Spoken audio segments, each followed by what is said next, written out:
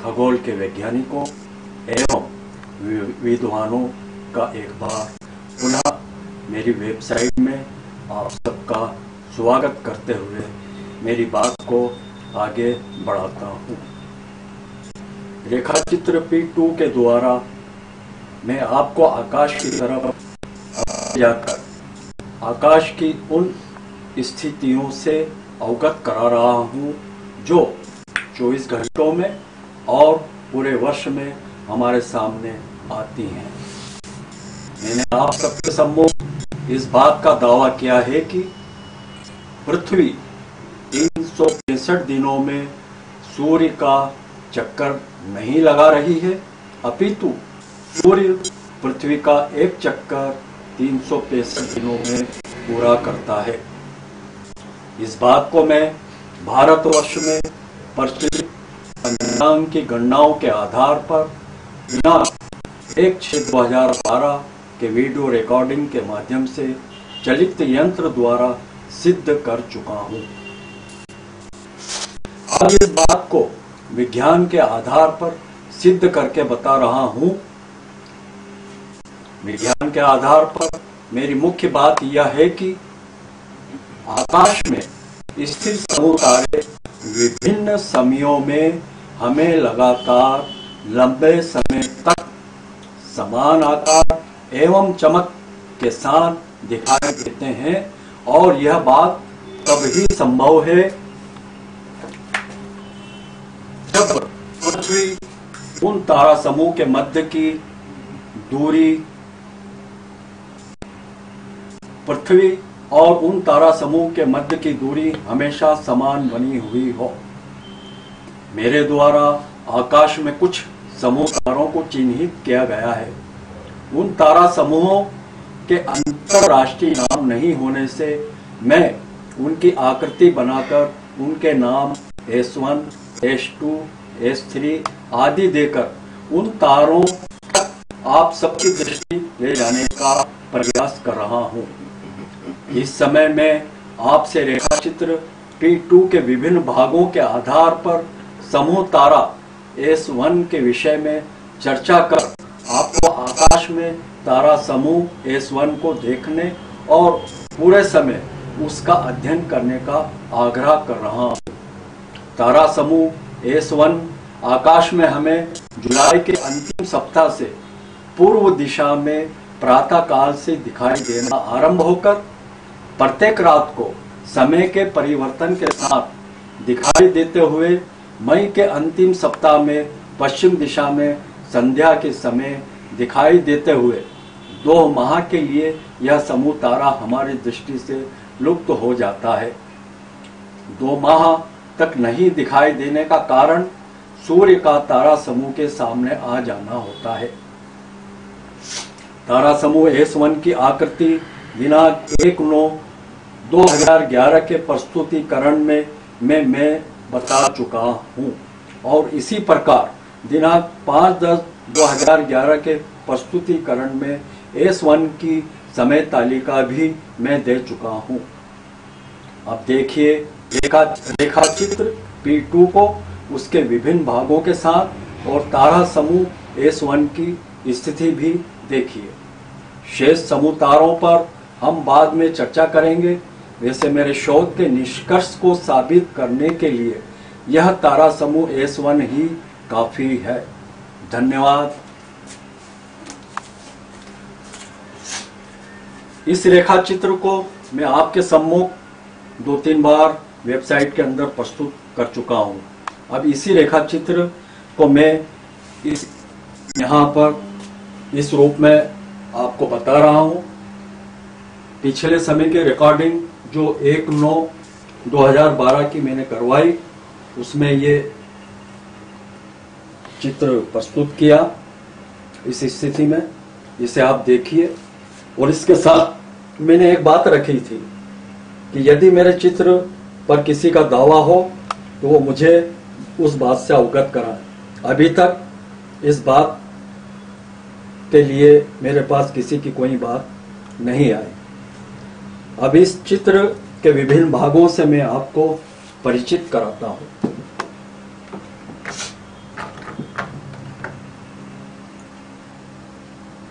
किया था, जो ठीक नहीं होने से मैं इसे अलग करते हुए इसके स्थान पर दूसरी साफ सामग्री मैंने ली है, जो इसके नीचे है।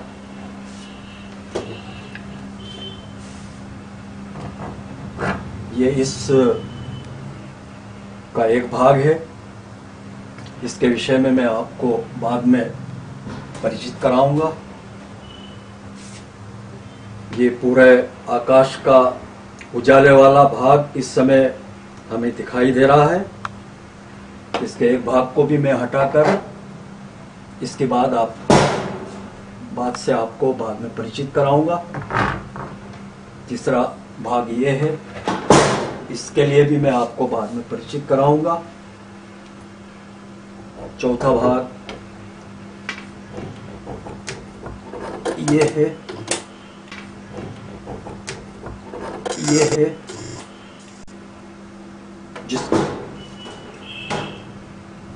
तो पांचवा भाग आपके सम्मुख इस समय है। ये आकाश ब्रह्मांड का को हम इस समय देख रहे हैं। ये आकाश आपके सम्मुख है। धरती के किसी भी भाग से हम ऊपर की तरफ आकाश को देखें रात्रि के समय तो ये तारों के साथ चमकता हुआ आकाश हमें दिखाई देगा। इस आकाश को मैंने ईस्वी कैलेंडर के मान से 12 महीने में और 365 दिनों में विभाजित किया है। ये दिनों की रेखाएं हैं, तिथि की रेखाएं हैं और ये महीने की रेखा है। जनवरी का महीना यहाँ से आरंभ होकर यहाँ समाप्त हो रहा, फरवरी यहाँ से शुरू होकर यहाँ समाप्त हो रहा, मार्च यहाँ से शुरू होकर यहाँ समाप्त होगा। ये अप्रैल, मई, जून, जुलाई, अगस्त, सितंबर, अक्टूबर, नवंबर, दिसंबर। इसी प्रकार मैंने इसके 12 भाग भारत के अंदर प्रचलित पंचांग में जो राशियों से गणना की जाती है, उन राशियों 12 राशि 12 महीने, उन राशियों के मान से भी आकाश को मैंने यहाँ विभाजित किया है। ये देखिए, मकर राशि जो यहाँ से शुरू होती है, कभी 14 जनवरी 15 जनवरी से मकर राशि में सूर्य प्रवेश करता है। मकर राशि, कुंभ राशि, मीन राशि, मेष, वृषभ, मिथुन, कर्क, सिंह, कन्या, तुला, वृश्चिक, धनु, ये 12 राशियों में आकाश को विभाजित किया है। ये आपके सामने है। इस समय रात्रि के समय में मैं आपको आकाश को दिखा रहा हूं। ये दूसरा भाग, ये सूर्य चक्र। सूर्य आकाश में भ्रमण कर रहा है और इसके भ्रमण करने की बात मैं इसके आधार पर आपको बताने का प्रयास कर रहा हूँ। यह स्थान पर सूर्य है। ये रेखा है अलग अलग मैंने इस पर अंकित की है। ये दोपहर के समय की रेखा है, इसका नाम ए है। ये रेखा सूर्य अस्त होने के समय की रेखा है, जिसका नाम मैंने बी दिया है। रात्रि आरंभ होने की ये रेखा है, जिसका नाम सी दिया है। मध्य रात्रि की ये रेखा है, जिसका नाम डी दिया गया। रात अंत की ये रेखा है, जिसका नाम ई दिया है। सूर्य उदय होने की ये रेखा है, जिसका नाम मैंने एफ दिया। और फिर दोबारा ये रेखा दोपहर की। ये अलग अलग रेखाएं जो आपको D1, D2 और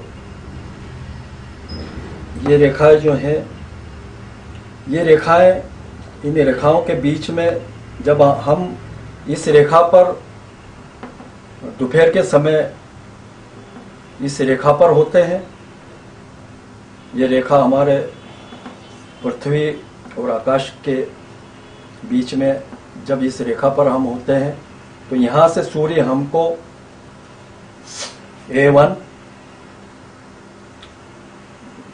ये बात मैं आपको बाद में समझाऊंगा। अब इसका कार्य विधि आप समझिए। ये आकाश में सूर्य को हम रोज देखते हैं। इस समय सूर्य 31 दिसंबर की रेखा पर है। सूर्य पूरे वर्ष में 360 डिग्री के भ्रमण को, चक्कर को 300 औसतन 365 दिन में पूरा करता है।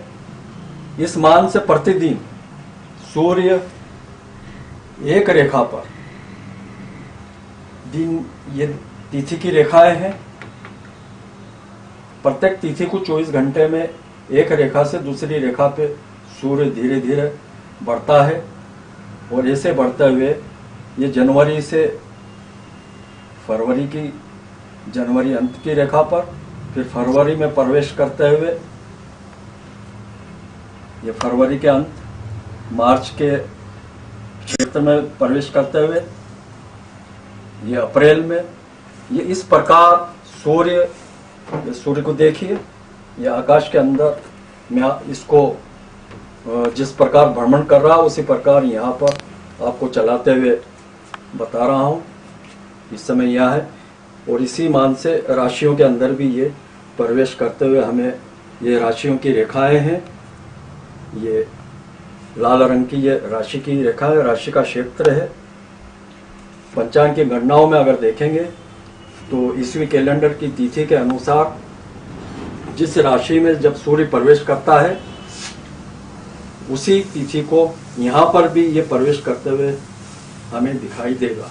इस बात को मैं पूर्व में वीडियो रिकॉर्डिंग द्वारा 1/6/2012 की वीडियो रिकॉर्डिंग के द्वारा ये बातें राशि में किस तरह सूर्य शुक्र ग्रह प्रवेश करते हैं, इस बात को मैं अंकित कर आपके सम्मुख प्रस्तुत कर चुका हूँ, जिसे आप ठीक से देख सकते हैं। ये सूर्य इस प्रकार आकाश में भ्रमण कर रहा है। ये आकाश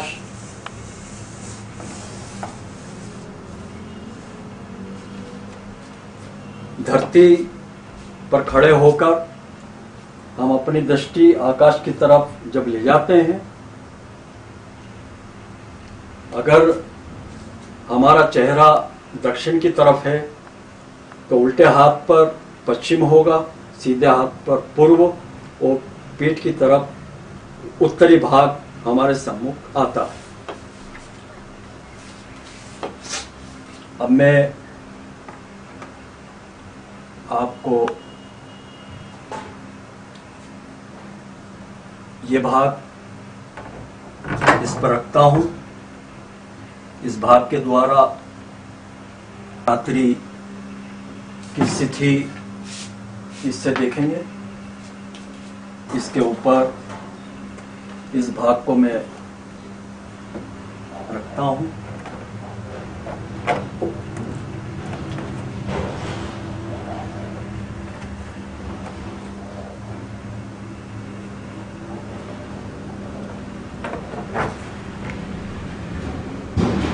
इस समय आकाश का पूरा क्षेत्र दिन के उजाले के रूप में हमारे सम्मुख है। सूर्य इस स्थान पर है और धरती के किसी भी भाग पर जब हम खड़े होकर देखते हैं तो आकाश हमें एक गुंबद की तरह, गोल कटोरे की तरह दिखाई देता है। आप खड़े होकर देखिए, उसी गोल कटोरे की तरह, गुंबद की तरह इस बात को मैं इस पाठ के माध्यम से आपके सम्मुख रख रहा हूं।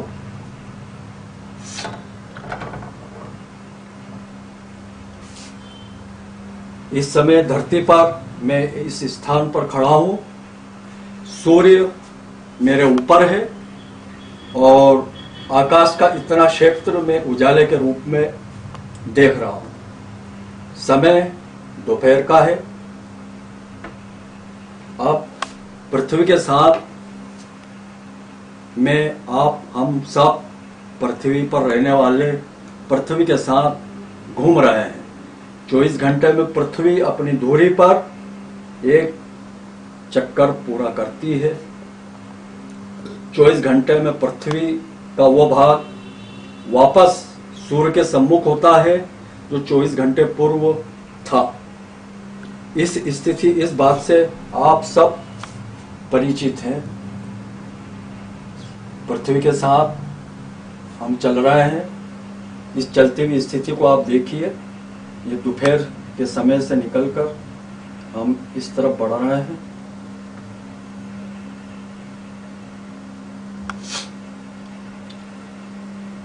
ये जो नंबर दिए हैं मैंने, ये समय के नंबर हैं।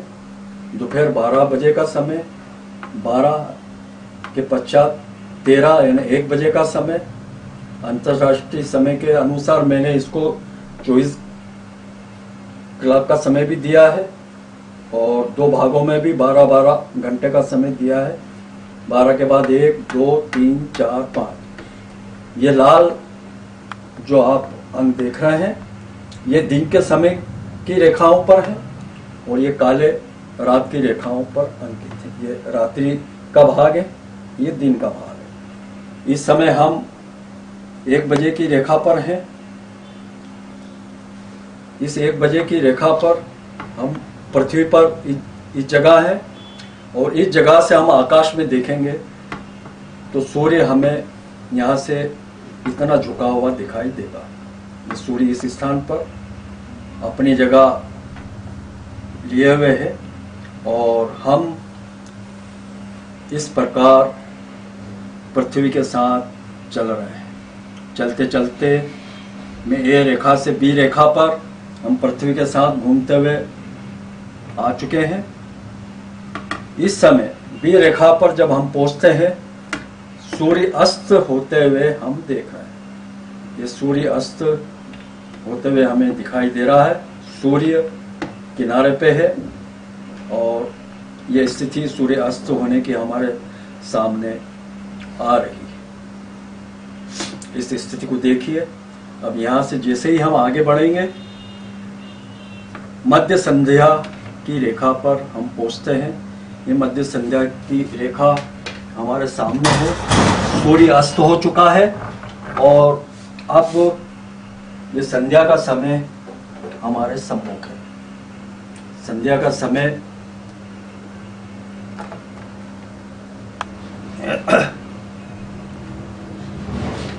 संध्या के समय से अब हम सी रेखा पर पहुंचते हैं। यहाँ से रात्रि आरंभ होती है। ये दिन के उजाले का भाग समाप्त होता है और रात्रि का भाग हमारे सामने आता है। सी रेखा पर पहुंचते ही रात का अंधेरा हमारे सामने छा जाता है और रात के अंधेरे में हम आकाश को देखने लगते हैं। आकाश के तारे हमारे सम्मुख आने लगते हैं। ये पृथ्वी के पर हम यहाँ हैं। पृथ्वी एक स्थान पर है लेकिन वो अपनी धुरी पर घूम रही है, उसके साथ हम भी घूम रहे हैं, वहीं के वहीं घूम रहे हैं और आकाश की ये स्थितियाँ हम देख रहे हैं। अब यहाँ से चल के रात्रि का समय शुरू हो रहा है। ये रात्रि में आकाश हमें यहाँ से दिखाई दे रहा है। ये पूरा भाग रात्रि का इस समय इस स्थान से हम इतना देख सकते हैं। यहाँ से धीरे धीरे हम पृथ्वी के साथ चल रहे हैं और आकाश का क्षेत्र हमारे सामने से गुजर रहा है। चलते हुए हम डी रेखा पर आए। ये मध्य रात्रि की रेखा है। ये मध्य रात्रि का समय 24 बजे का यानी रात्रि भारतीय समय अनुसार 12 बजे का, अंतर्राष्ट्रीय समय अनुसार 24 बजे का इस रेखा पर हम इस समय हैं और ये मध्य रात्रि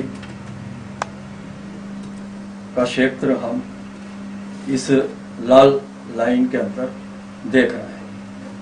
आकाश के तारे झिलमिला रहे हैं, चमक रहे हैं और हम पृथ्वी के साथ चल रहे हैं। इस मध्य रात्रि की रेखा से जब हम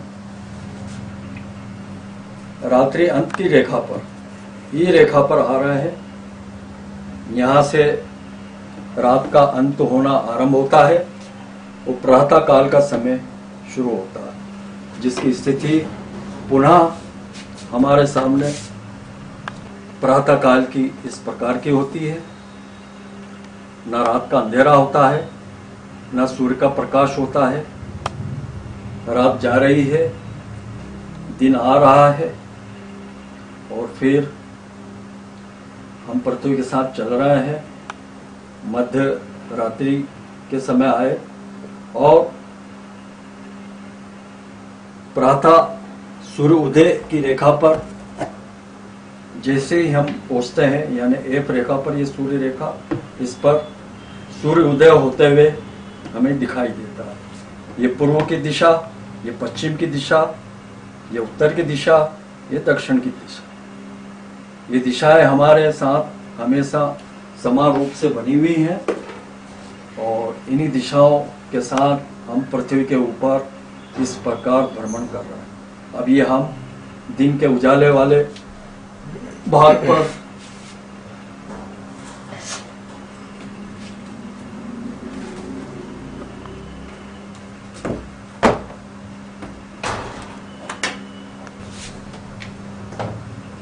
पहुंच चुके हैं।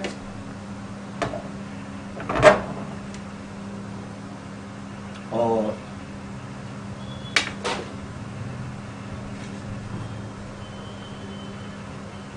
पुनः हम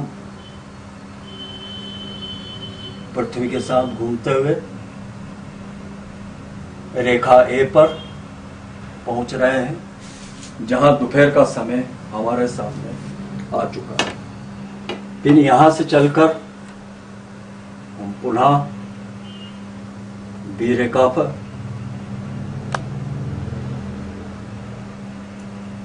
बी से संध्या की मध्य रेखा पर, और यहां से हम सी रेखा पर पहुंचते हैं। सी रेखा पे पहुंचते ही हमारे सम्मुख रात का अंधेरा आने लगता है।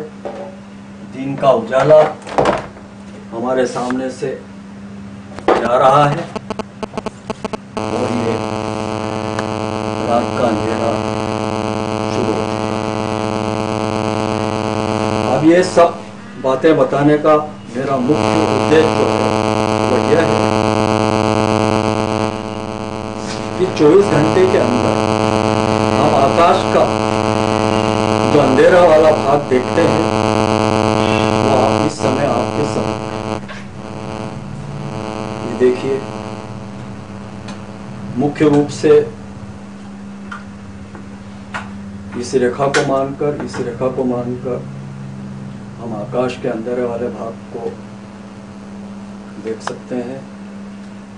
इतना भाग, ये रेखा और ये रेखा, यहां से लेकर ये पूरा आकाश,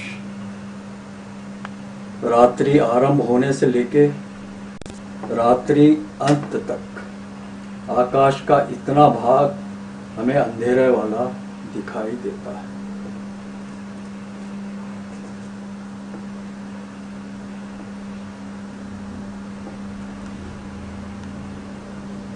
इतने भाग के तारे प्रतिदिन हम आसानी से देखते हैं।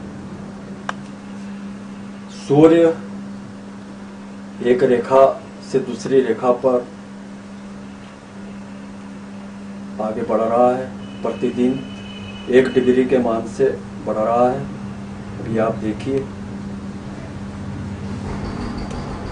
मैं इसको यहीं पर रखते हुए, रात्रि आरंभ की स्थिति पर इसको रखते हुए अब आपको सूर्य को चलाते हुए दिखाता हूँ।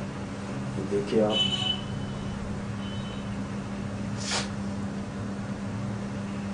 उजाले वाला भाग यहाँ से जा रहा है, यहाँ से खुल रहा है। ये संध्या वाला भाग है, ये प्रातः काल वाला भाग है, रात्रि अंत होगा।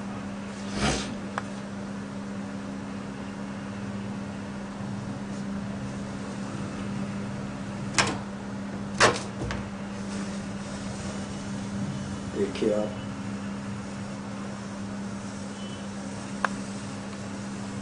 इस प्रकार हम इसी स्थान से पूरे आकाश की स्थिति बदलते हुए देख रहे हैं। मुख्य रूप से जो बात मैं आपके सम्मुख रखना चाहता हूँ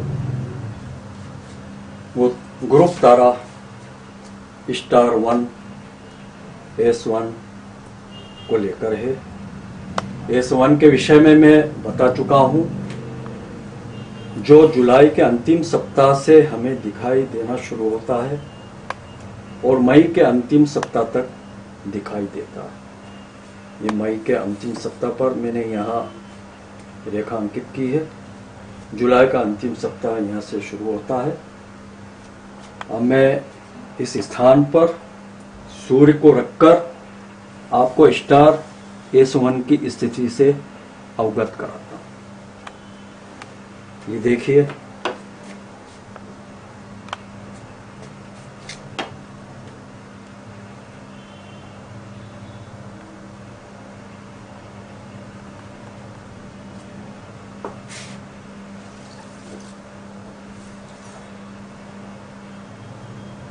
ये रात्रि के अंत का समय,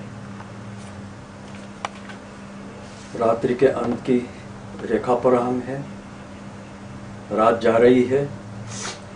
इस समय आकाश के तारे धीरे धीरे हमें लुप्त होते हुए दिखाई देंगे। जैसे जैसे हम यहाँ से पृथ्वी के साथ इस प्रकार बढ़ेंगे तो ये अंधेरे के स्थान पर ये उजाले वाला भाग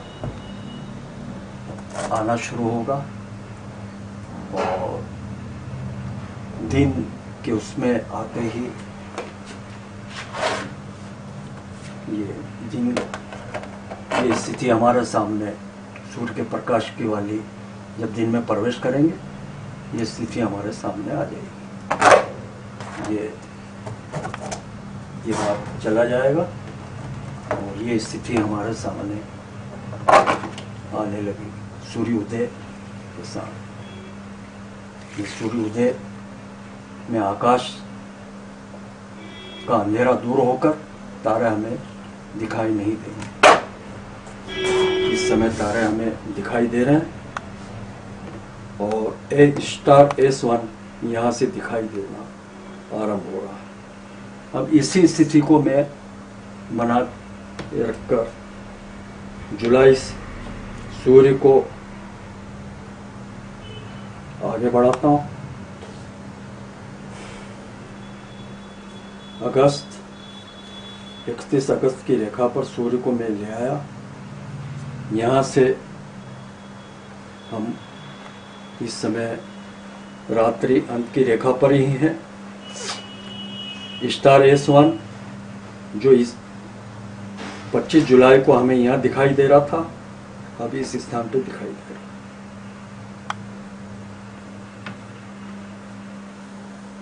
इसको बढ़ाते हुए और मैं यहाँ लाता हूँ 30 सितंबर की रेखा पर।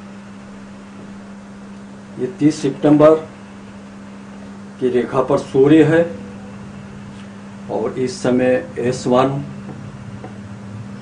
हमारे ऊपर है। हम पृथ्वी के ऊपर यहाँ खड़े हैं और प्रातः 5:30 बजे जब हम इस स्थान पर इस रेखा पर होंगे, स्टार S1 हमारे ऊपर होगा। इस स्थिति को आप देख सकते हैं। इस बात की समय तालिका मैं आपको पूर्व में दे चुका हूं और उसी के अनुसार ये स्थिति आपके सामने बता रहा हूं। अब मैं इसको 30 सितंबर से अक्टूबर की तिथि पे लाता हूं।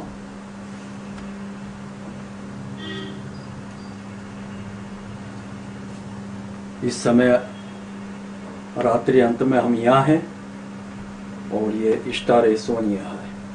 अब स्टार S1 हमारे ऊपर दिखाई देने का समय यहाँ 5:30 बजे हमें दिखाई दे रहा था।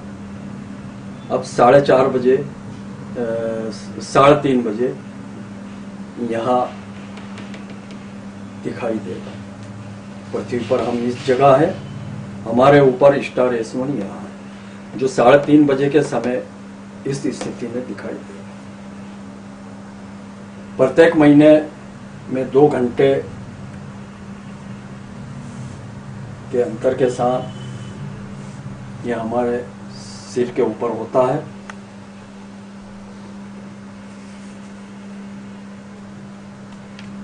इस समय यहाँ है हम। 2 घंटे और कम कर दीजिए आप। 1:30 बजे इस समय ये हमें यहाँ दिखाई हमारे ऊपर होगा। सूर्य की स्थिति होगी 30 नवंबर। 30 नवंबर की रेखा पर सूर्य है और यहाँ स्टार S1 1:30 बजे हमारे ऊपर।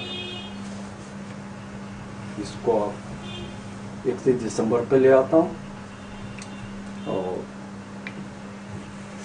यह हमारे सिर के ऊपर S1 11:30 बजे के समय होगा। वापस इसको मैं यहाँ लाता हूँ।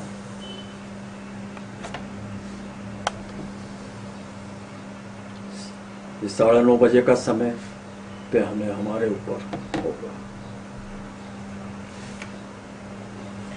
फरवरी महीने के अंत में लाता हूँ। 2 घंटे और कम कर दें। 7:30 बजे के समय हमारे ऊपर होगा। मार्च के अंतिम तिथि पर लाता हूँ। इस स्थिति में 5:30 बजे ये हमारे ऊपर हो। ये देखिए आप,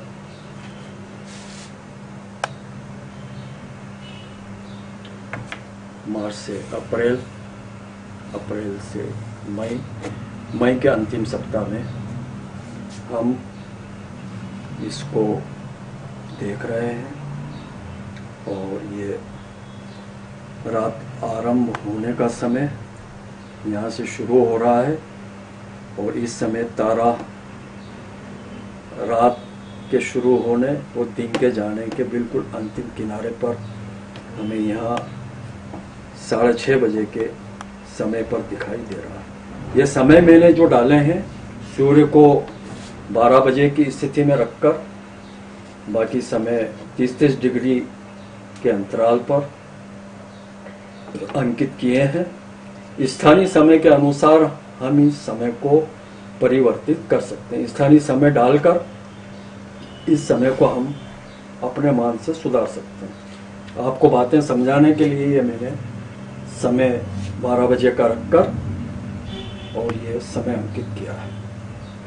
यह स्थिति देखिए, रात आरंभ होने की स्थिति में हम धरती पर हैं और आकाश की स्थिति ये हमारे सम्मुख है। अब सूर्य ये मई के अंतिम सप्ताह से बढ़ रहा है और अब मई के अंतिम तिथि पर ये बिल्कुल रात और दिन के किनारे पर है। इस स्थिति में इसका आंखों से देखना हमारे लिए थोड़ा मुश्किल होता है। यंत्र के द्वारा अगर देखेंगे तो रात्रि के आरंभ होने के इस समय में शायद है संभव है कि ये हमें दिखाई दे।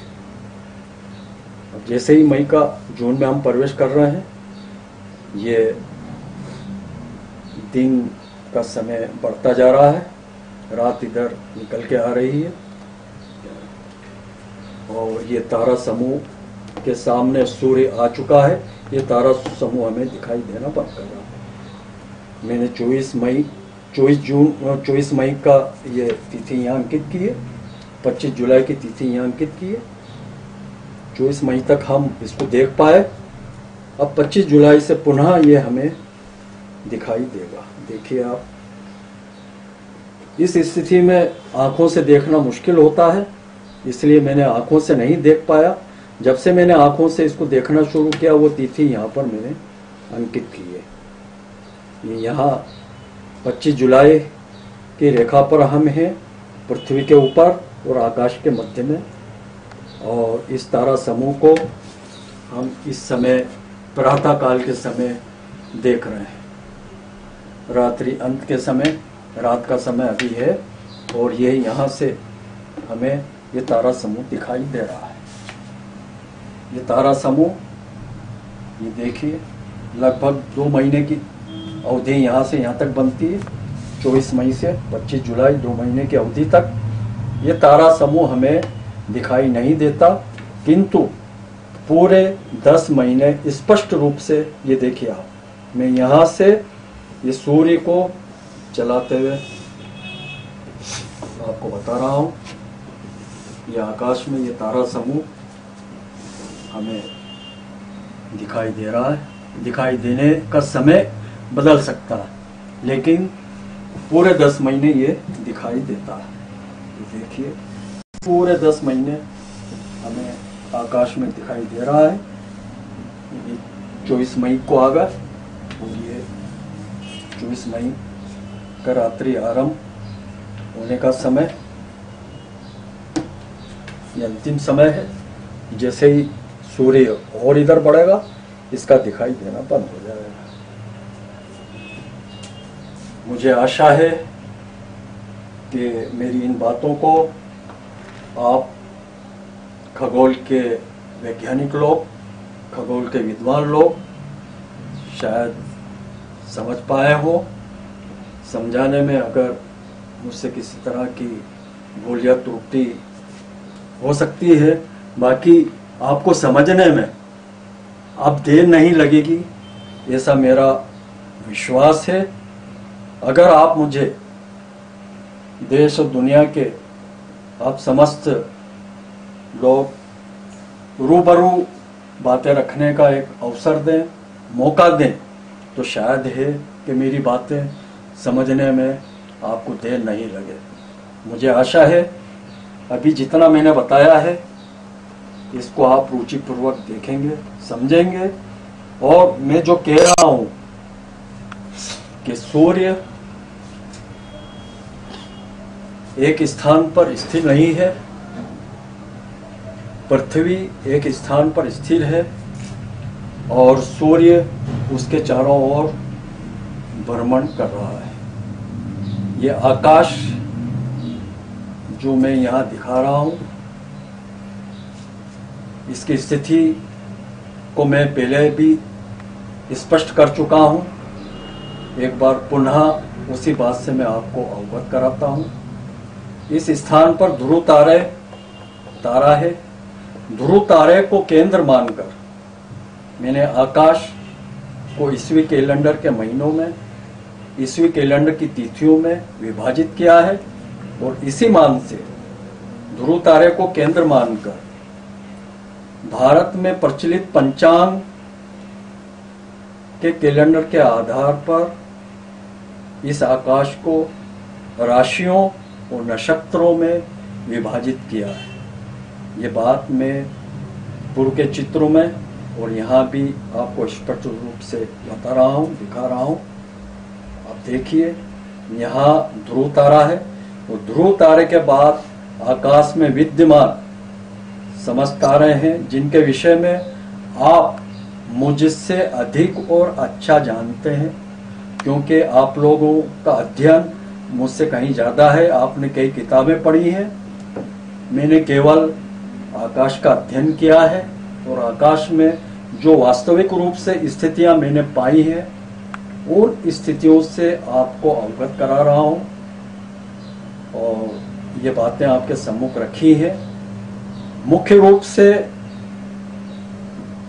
जो साइंस के आप लोग, मैं साइंस का पूरा सम्मान करता हूं, तमाम वैज्ञानिकों का सम्मान करता हूं, आदर करता हूं, लेकिन जो त्रुटि, जो भूल इस विषय में हुई है, हो रही है, उसका मुख्य कारण मैंने एक ही जाना, एक ही समझा है कि जिन तारा आकाश में जो तारे हमें दिखाई देते हैं उन तारों को बहुत कम समय दिखाई देना हमने माना है। किताबों का अध्ययन करके मैंने देखा है कि किताबों के अंदर, पुस्तकों के अंदर तारों को दिखाई देने का समय बहुत कम बताया जा रहा है। किसी किताब में 4 महीने, अधिक से अधिक 6 महीने से ज्यादा नहीं बता रहा। जिस तारा समूह S1 को लेकर मैं आपसे बात कर रहा हूं, इस तारा समूह S1 को 6 महीने से अधिक आकाश में दिखाई देने की बात किसी भी पुस्तक में नहीं है, किंतु ये तारा समूह हमें 10 महीने आकाश में समान आकार और समान प्रकाश के साथ, समान चमक के साथ दिखाई देता है और यही मेरे इस दावे का मुख्य बिंदु है, मुख्य आधार है। और केवल यही तारा समूह नहीं, इसके अतिरिक्त अन्य और भी तारा समूह हैं जिनको लेकर मैं आपके सम्मुख बाद में बातें रखूंगा। अब आपके लिए जानने और समझने के लिए, फैसला लेने के लिए, निर्णय लेने के लिए ये इतना ही काफी है। और मुझे विश्वास है कि आप बहुत जल्द से जल्द आप इस त्रुटि को समझेंगे, इस भूल को समझेंगे और इस वास्तविकता को जानकर समझकर इस निर्णय पर आएंगे कि सूर्य एक स्थान पर स्थिर नहीं है, पृथ्वी एक स्थान पर स्थिर है और सूर्य उसके चारों ओर 365 दिन में अपना एक चक्कर पूरा कर रहा है। धन्यवाद। दुकान पे